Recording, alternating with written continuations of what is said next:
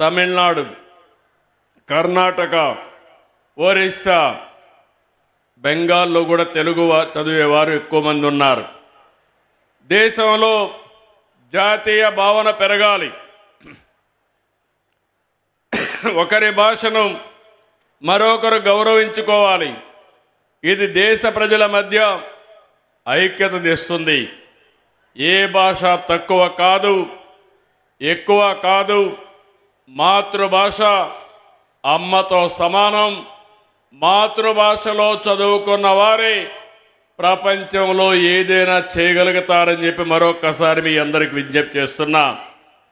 అమ్మ భాష లేకపోతే మన జీవితాలకు, మన జాతికి అర్థమే ఉండదు.